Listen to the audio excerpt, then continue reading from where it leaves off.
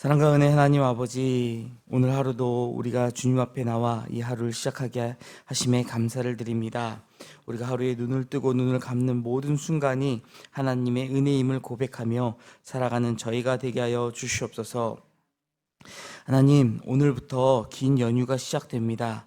하나님, 특별히 우리 다음 주에는 추석이라는 고유의 명절을 맞이하게 됩니다. 하나님, 이 연휴 기간 또 명절을 맞이하여 먼 길을 오가게 될 모든 교우들의 발걸음을 주님께서 친히 지켜 보호하여 주시고, 또한 우리가 이 명절을 맞이하여 연휴를 맞이하여 만나게 될 우리 가족들 가운데에 하나님의 사랑과 은혜가 차고 넘치게 하여 주시옵소서. 특별히 명절 가운데에 우리가 믿지 않는 또 가족들을 만날 때에 그들을 기도하며 그들을 위하여 중보하며 그들을 구원에 이르게 할 수 있도록, 우리가 구원의 통로가 될 수 있도록 하나님 저희를 사용하여 주시옵소서. 저희가 기도하는 그 기도의 제목에 응답하여 주실 것을 믿습니다. 하나님, 가족들마다 만남에 어려움이 없게 하시고 힘듦이 없게 하여 주시고 오직 기쁨과 감사가 차고 넘치는 모임들 될 수 있도록 하나님 함께하여 주시옵소서. 하나님, 영화교회를 위하여 기도합니다. 하나님 세우신 이 교회가 하나님의 은혜 가운데에 여기까지 올 수 있었음을 고백합니다. 하나님, 특별히 저희 가운데에 성전 건축이라는 귀한 사명을 허락하여 주셨습니다. 하나님, 이 건축을 통하여 우리가 하나님의 영광을 함께 볼 수 있도록 우리가 기도함으로 이 성전 건축을 마지막까지 이루어 나가게 하여 주시옵소서. 공사의 막바지 기간에 또 많은 어려움이 있을 줄 압니다. 우리가 다 알지 못하는 그 현장의 어려움들을 주님께서 친히 아시오니 주님께서 친히 현장의 감독이 되어 주시고 그 현장을 이끌어 주셔서 그 성전이 하나님 정한 그때에 아름답게 완공될 수 있도록 하나님 인도하여 주시옵소서. 현장에서 애쓰고 힘쓰는 근로자들을 주님께서 지켜보아야 주시고 안전사고가 발생하지 아니할 수 있도록 하나님 그들을 친히 지켜보아야 주시옵소서. 하나님, 또한 현장에서 현장을 이끌어 나가고 있는 많은 사람들이 있습니다. 하나님, 저들에게 지혜를 주셔서 그 현장을 감독하며 지혜에 나아갈 때에 어려움 없이 그 일들이 하나하나 진행될 수 있도록 하나님 함께하여 주시옵소서. 많은 팀들이 연합하여 일을 진행하는 가운데 있습니다. 현장이 순조롭게 질서 있게 진행될 수 있도록 인도하여 주시고 또 현장으로 인하여 어려움 당하지 않도록 주변 이웃들을 주님께서 지켜 보호하여 주시옵소서. 그곳에 세워질 성전을 통하여 하나님의 영광이 드러나기를 원합니다. 또한 그곳을 통하여 믿지 않는 영혼들이 하나님을 만날 수 있는 기회를 얻게 하여 주시고 하나님을 만나고 복음을 듣고 복음으로 변화되어 영생을 누리게 하여 주시옵소서. 우리에게 주신 귀한 사명이 복음 전파의 사명임을 기억하게 하시며 우리 교회가 무엇보다 복음을 전하는 데 힘쓰는 교회 되게 하여 주시옵소서. 하나님, 로마서의 말씀처럼 우리가 그러기 위하여 서로 사랑으로 하나 되게 하여 주시고 사랑을 통하여 예수 그리스도를 전할 수 있는 교회 되게 하여 주시옵소서. 또한 이웃을 사랑하며 이웃에게 주의 복음을 전하는 데에도 애쓰고 힘쓰는 교회 될 수 있도록 하나님 함께하여 주시옵소서. 세우신 윤광수 담임 목사님을 붙들어 주시고 영육간의 강건함을 허락하시며 늘 주의 말씀을 묵상하며 묵상한 말씀을 전할 때에 그 말씀을 전하는 자나 받는 자나 함께 은혜 받는 귀한 주의 종으로 삼아 주시옵소서. 세우신 모든 부교육자들에게도 동일한 은혜를 주사 맡겨진 모든 부서 사역 가운데에도 하나님 함께하여 주셔서 우리의 자녀들이 믿음으로 잘 양육받을 수 있도록 하나님 사용하여 주시옵소서. 각 모임마다 하나님께서 함께 하심을 믿습니다. 하나님, 구역 모임으로 또 선교회 모임으로 성경 공부 모임으로 여러 가지 이름의 모임으로 우리가 모일 때마다 무엇보다 하나님께서 그곳에 함께 하심을 우리가 기억하며 우리가 주님의 이름으로 모인 그 자리에 하나님의 영광이 드러나게 하시며 성령의 충만함이 차고 넘칠 수 있는 모임들 될 수 있도록 함께하여 주시옵소서. 하나님, 이 시대 가운데 정말 모이기에 힘쓰는 자들이 되기 원합니다. 우리가 나 자신을 버리고 하나님의 영광을 위하여 우리가 모이기에 더 힘쓰므로 우리가 더욱더 그 모이는 자리가 차고 넘치게 하여 주시옵소서. 우리의 자녀들 또한 예배에 성공하는 자녀들이 되기 원합니다. 무엇보다 예배에 성공할 수 있도록 우리 자녀들 마음 가운데에 주님의 마음을 부어주시고 하나님을 만나는, 주님을 만날 수 있는 그 시간이, 그 예배의 시간이 그 인생 가운데에 가장 귀하고 복된 시간임을 기억하며 예배의 자리로 나오는 우리의 자녀들 되게 하여 주시옵소서. 우리의 자녀들이 믿음에 깊이 뿌리 내리며 말씀으로 양육될 때에 이 세상에서 조금도 흔들림 없이 살아갈 수 있는 자녀들이 될 것임을 믿습니다. 하나님, 우리 자녀들이 세상 풍파 가운데 흔들리지 아니할 수 있도록 믿음을 갖게 하여 주시고, 무엇보다 하나님이 보여주시는 그 비전과 진로를 밝히 보아서 하나님 그 표대를 향하여 나아갈 수 있는 자녀들 되게 하여 주시옵소서. 학업과 진로의 길에서 주님께서 지혜를 허락하여 주시고 그들의 삶이 하나님의 나라의 뜻을 이루는 통로가 될 수 있도록 축복하여 주시옵소서. 특별히 수능을 앞두고 있는, 입시를 앞두고 있는 자녀들이 있습니다. 하나님, 우리 자녀들의 마음을 붙들어 주시고 마지막까지 자신에게 주어진 일들을 잘 감당함으로 끝까지 잘 준비하여 이 시험을 통하여 하나님 앞에 또한 영광 올려드릴 수 있는 자녀들을 되게 하여 주시옵소서. 오늘 하루를 병상에서 시작하는 몸이 연약한 성도들이 있습니다. 하나님, 저들을 찾아가 만나주시고 그 연약함을 하나님께서 친히 어루만지사 속히 나음을 입을 수 있도록 하나님 함께하여 주시옵소서. 몸이 연약한 그 순간에 하나님께서 나의 완전함이 되신다는 그 믿음을 잃지 않을 수 있도록 하나님 함께하여 주시옵소서. 우리가 하나님 앞에서 오늘 하루 살아감에 있어서도 하나님의 말씀을 기억하며 그 말씀을 실천할 수 있도록 우리의 삶을 인도하여 주시옵소서. 이 시간도 주의 말씀을 들으며 주의 말씀을 깨달을 수 있는 지혜를 주사 그 말씀을 우리 마음판에 새기고 살아갈 능력을 얻는 시간 되게 하여 주시옵소서. 감사드리며 예수 그리스도 이름으로 기도드립니다. 아멘. 우리 계속해서 로마서 12장 15절부터 마지막 21절까지의 말씀 우리 함께 봉독하도록 하겠습니다. 로마서 12장 15절로 21절의 말씀입니다. 15절부터 함께 읽도록 하겠습니다. 즐거워하는 자들과 함께 즐거워하고 우는 자들과 함께 울라. 서로 마음을 같이하며 높은 데 마음을 두지 말고 도리어 낮은 데 처하며 스스로 지혜 있는 채 하지 말라. 아무에게도 악을 악으로 갚지 말고 모든 사람 앞에서 선한 일을 도모하라. 할 수 있거든 너희로서는 모든 사람과 더불어 화목하라. 내 사랑하는 자들아, 너희가 친히 원수를 갚지 말고 하나님의 진노하심에 맡기라. 기록되었으되 원수 갚는 것이 내게 있으니 내가 갚으리라고 주께서 말씀하시니라. 내 원수가 줄이거든 먹이고 목마르거든 마시게 하라. 그리함으로 내가 숯불을 그 머리에 쌓아 놓으리라. 악에게 지지 말고 선으로 악을 이기라. 아멘. 우리는 앞서 바울이 그리스도인의 삶의 이 대원칙을 하나님이 기뻐하시는 영적 제사로 12장 서두에 제시했다라는 것을 확인했었습니다. 그리고 이 예배의 첫 번째 적용이 바로 그리스도인 공동체 구성원 간의 그 관계에서 나타나야 한다라는 것을 배웠죠. 우리가 서로 사랑함으로 우리가 그리스도 안에서 하나 된 성도임을 드러내라라고 했습니다. 사랑에는 거짓이 없나니 또 형제를 사랑하여 서로 우애하고 존경하기를 서로 먼저 하는 그 모습을 바울은 예로 들었습니다. 오늘 본문은 그 적용의 영역을 이제 한 걸음 더 확장해서 교회에 박혀 있는 외인, 즉 세상과의 관계에 대하여 가르쳐 주고 있습니다. 우리가 어제 마지막 말씀에 이 범위가 확장된다라는 것을 봤는데 오늘 본문은 거기에 대해 이제 구체적으로 우리에게 말씀하고 있는 것이죠. 15절과 16절에서 바울은 먼저 성도의 대인 관계의 원리를 이렇게 정리하고 있습니다. 즐거워하는 자들과 함께 즐거워하고 우는 자들과 함께 울라. 서로 마음을 같이하며 높은 데 마음을 두지 말고 도리어 낮은 데 처하며 스스로 지혜 있는 채 하지 말라. 이 말씀은 비단 우리 교회 안에 있는 교인들끼리만이 아니라 우리가 만나는 모든 사람, 심지어 우리와 신앙이 다른 이웃과 세상 사람들을 향해서도 적용할 수 있어야 한다라는 그러한 태도를 우리에게 가르치고 있는 것입니다.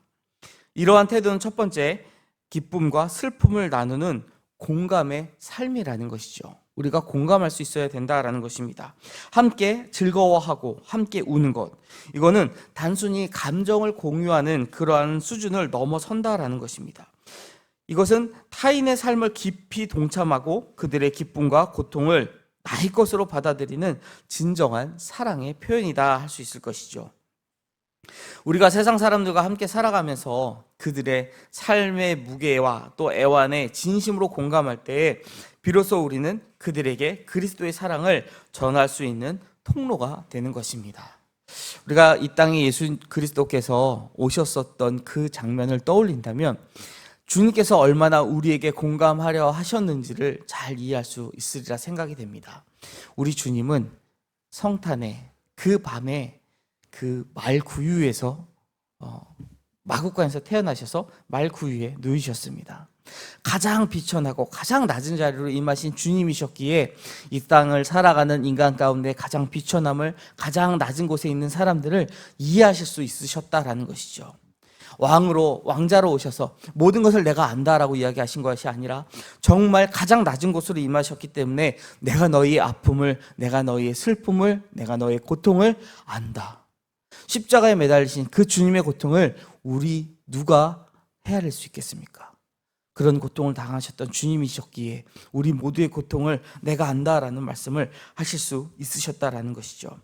우리가 주님처럼 몸소 우리가 그 모든 고통을, 그 어려움을 감내해야 하는 것은 아니지만 그만큼 우리가 온 마음으로 그들의 삶을 공감할 수 있는 사랑의 마음을 가질 때에 그리스도의 사랑은 전파될 것입니다.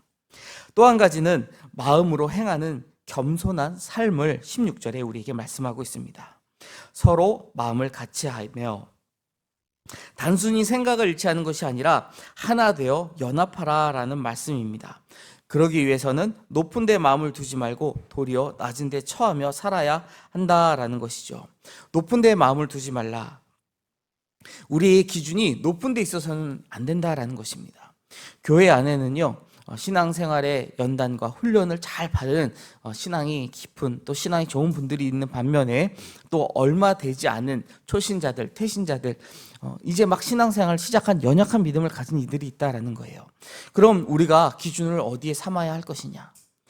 신앙생활을 오래 하고 훈련을 잘 받은 분들이 그 기준이 되어버린다면 이제 막 신앙생활을 하는 사람들 입장에서는요, 그것을 따라가기가 때로는 어려울 때가 있다라는 거예요.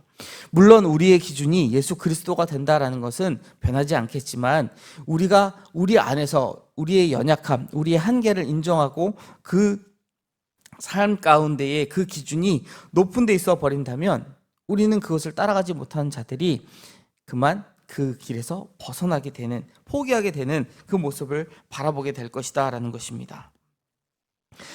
우리는 그리스도 안에서 이미 의롭다 함을 받은 존귀한 존재임은 분명하지만 세상 속에서는 스스로를 높이거나 스스로 지혜 있는 채에서는 안 된다라는 것이죠. 복음의 진리 위에 서 있지만 마치 세상 사람들을 가르치려 들거나 그들 위에 군림하는 교만한 태도는 그들로 하여금 복음의 문을, 그 마음의 문을 닫아버리게 한다라는 것입니다. 그리스도께서는 하늘의 영광을 버리고 가장 낮은 인간의 몸으로 오셨습니다.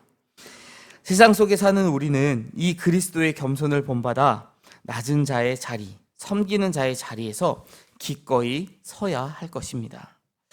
계속해서 17절로 19절에 이어지는 본문을 통해 그리스도인이 세상으로부터 악과 억울함을 당했을 때에 취해야 할 태도를 구체적으로 가르치고 계십니다.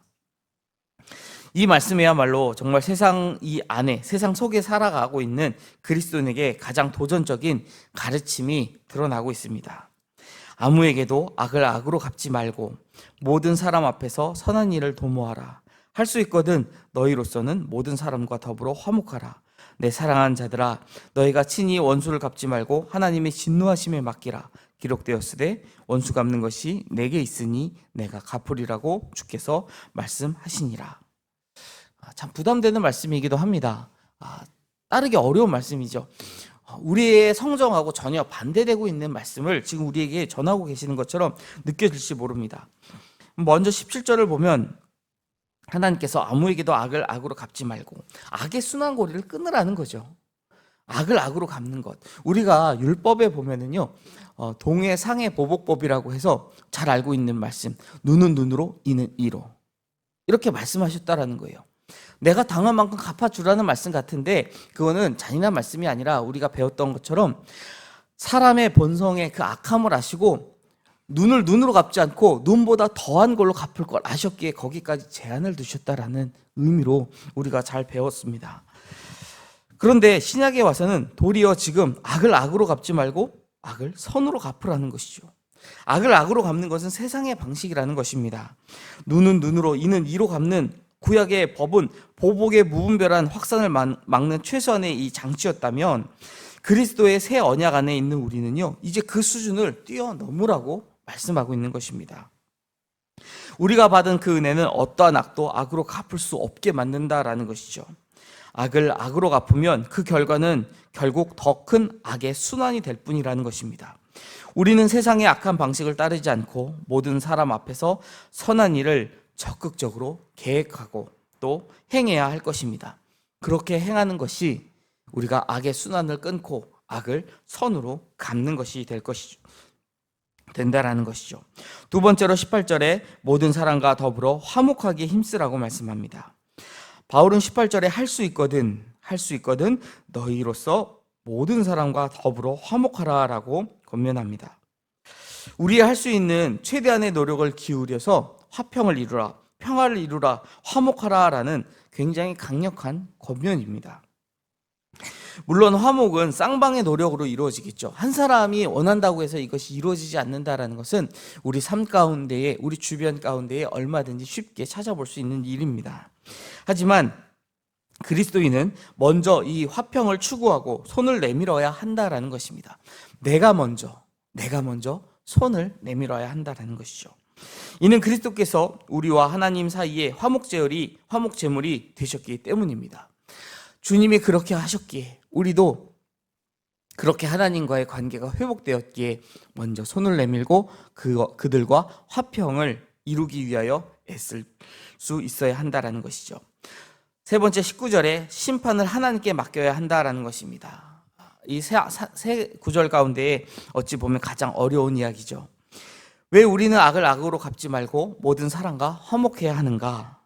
그 근본적인 이유가 원수 갚는 것이 내게 있지 않고 하나님께 있기 때문이라고 오늘 본문은 우리에게 말씀하고 있습니다. 신명기 말씀을 인용하여 원수를 갚는 일을 우리의 몫이 아니라 하나님의 몫임을 바울은 분명히 선언하고 있습니다. 세상 속에 사는 그리스도인은 때로 부당한 대우, 억울한 일, 심지어 핍박에까지 노출을 당하죠. 우리의 인지상정은 분명 즉각적인 복수와 정의의 실현이라고 외칠지 모릅니다. 그러나 우리가 복수를 위해 칼을 빼드는 순간 우리는 하나님의 그 심판자의 자리를 우리가 빼서 앉으려는 교만한 일을 벌이게 된다라는 것입니다. 분명히 하나님께서는 그 심판을 내가 하겠다라고 말씀하셨다라는 것이죠. 하나님이 심판하신다라고 한번 우리가 잘 생각해 보면 내가 할 수 있는 심판보다 하나님이 할 수 있는 심판, 과연 어떤 심판이 더 무서운 심판일까? 아이의 손바닥보다 어른의 손바닥이 더 클 거예요. 하나님이 드신 회초리가 우리가 들 수 있는 회초리보다 훨씬 더 강력할 것입니다. 정말 원수를 생각할 때마다 이가 부득부득 간다. 그럼 가장 큰 원수를 갚는 방법은요, 그 모든 것을 하나님께 맡기는 것이죠. 우리가 쉽게 생각해도 이 정도인데 오히려 하나님은 거기서 아마 한 발 더 나가시지 않으셨을까 생각됩니다. 그 원수가 변화되어 하나님의 은혜를 깨닫게 되는 것. 그러면 우리는 그 원수를 용서하게 되겠죠. 용서가 가장 큰 원수를 갚는 방법이다라고 우리가 알고 있지 않습니까? 모든 걸 하나님께 맡기면 하나님이 그 상황에 따라 가장 합당하게 반드시 복수하실 것이다 라는 것을 하나님께서 직접 말씀하셨다라는 거예요. 그러니까 너가 심판하지 마라. 내 모든 것을 그 심판을 나에게 맡기라. 우리는 그 심판을 하나님 앞에 맡길 수 있어야 한다라는 것입니다. 그래서 마지막 본문 20절로 21절은 우리에게 선으로 악을 이기라는 말씀을 전하고 있습니다. 우리가 이 모든 심판을 하나님께 맡길 수 있는 근거가 무엇이냐? 바로 예수 그리스도의 십자가와 부활이라는 것이죠.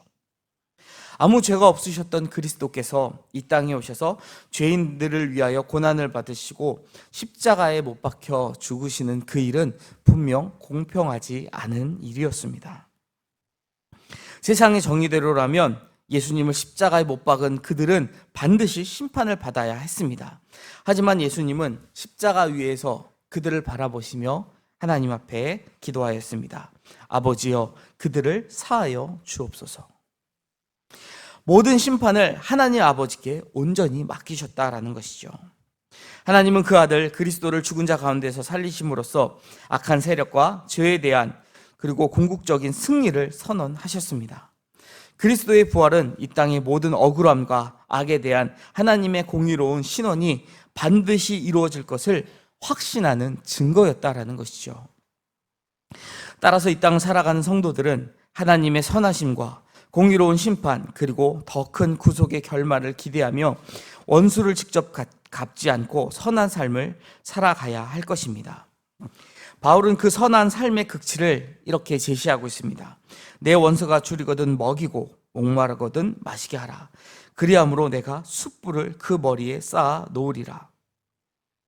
이 말씀은 원수에게 적극적인 사랑과 선행을 베풀라는 그러한 말씀입니다. 원수가 줄이거든 먹이고 목마르거든 마시게 하라는 것. 단순한 자선 행위가 아니라 우리를 해하려 하는 사람에게도 하나님의 선을, 그 은혜를 베푸는 탁월한 행동을 이야기하고 있습니다. 숯불을 그 머리 위에 쌓아 놓으라는 이 표현, 이 잠언의 말씀을 인용한 것인데 단순히 원수를 부끄럽게 한다라는 의미를 넘어서서 원수의 마음을 녹여 회개에 이르게 하는 강력한 영적 의사를, 그 역사를 암시하고 있다라는 것입니다. 사람 머리 위에 숯불이 올라가면 다 타겠죠. 그렇게 사람을 심판하고 원수에게 보복한다는 의미가 아니라는 거예요. 그 뜨거운 열기가 차갑게 얼어붙은 그의 마음을 녹여주겠다라는 것이죠. 사람의 마음을 녹인다라는 게 얼마나 어려운 일인지 우리는 잘 알고 있지 않습니까? 하나님께서 그의 마음을 녹여 그를 변화시키겠다라고 말씀하고 있는 것입니다. 그래서 결론적으로 바울은 모든 권면의 정점에 마지막 21절의 말씀을 더하고 있습니다. 악에게 지지 말고 선으로 악을 이기라. 세상이 우리에게 악을 행할 때 악으로 맞서는 것, 결국 악에게 지는 것을 의미한다라는 것이죠. 우리는 악한 세상 속에 살아가고 있지만 세상의 악한 방식에 굴복하여 악한 사람이 되어서는 안 될 것입니다. 우리가 선을 악으로 이길 수 있는 그 힘은 오직 그리스도를 닮아가는 삶에서 나옵니다. 우리가 앞서 찬양했던 것처럼 내가 예수를 닮기 원한다라는 우리 찬양의 고백처럼 우리는 평생 살아가면서 주님을 닮기 위해 애쓰고 힘써야 할 것입니다. 우리가 예수님처럼 겸손하고 예수님처럼 모든 심판을 하나님께 맡기며 예수님처럼 원수까지도 사랑하고 축복할 때에 우리는 이 땅에서 그리스도의 탁월한 성품을 드러내는 진정한 영적 예배자의 삶을 살아가게 된다라는 것이죠. 사랑하는 성도 여러분, 우리가 오늘 하루 이 악한 세상 속에서 누군가로부터 오해받고 또 억울함을 당하고 심지어 핍박을 당한다 할지라도 오직 하나님의 공의와 선하심을 굳게 신뢰하며 살아가기 원합니다. 원수 갚는 것이 나에게 있지 않고 하나님께 있음을 믿고 맡기며 우리에게는 오직 선으로 악을 이기는 복음의 증인으로 살아가기 원합니다. 그럴 때의 교회는 세상의 빛과 소금이 되어 그리스도의 영광을 밝히 드러내는 믿음의 공동체가 될 것입니다. 이 은혜가 오늘 이 자리에 있는 우리 모든 성도님들과 저에게 함께 있기를 주님의 이름으로 간절히 축원드립니다. 기도하겠습니다. 사랑과 은혜가 풍성하신 하나님 아버지, 귀한 말씀을 통해 세상 속에서 우리가 살아가야 할 그리스도인의 탁월한 삶의 원리를 다시 한번 깨닫게 하시니 감사를 드립니다. 예수 그리스도의 마음을 우리에게 부어주사 우리의 힘으로는 할 수 없지만 이 말씀을 행할 수 있는 능력을 부으셔서 복음의 능력을 경험케 하여 주시고 하나님의 말씀대로 순종하며 살아갈 수 있는 능력을 얻게 하여 주시옵소서. 오늘 하루도 그리스도의 온전한 형상을 닮아 살아갈 수 있는 삶을 살아가도록 인도하여 주시옵소서. 감사드리며 예수 그리스도의 이름으로 기도드립니다. 아멘.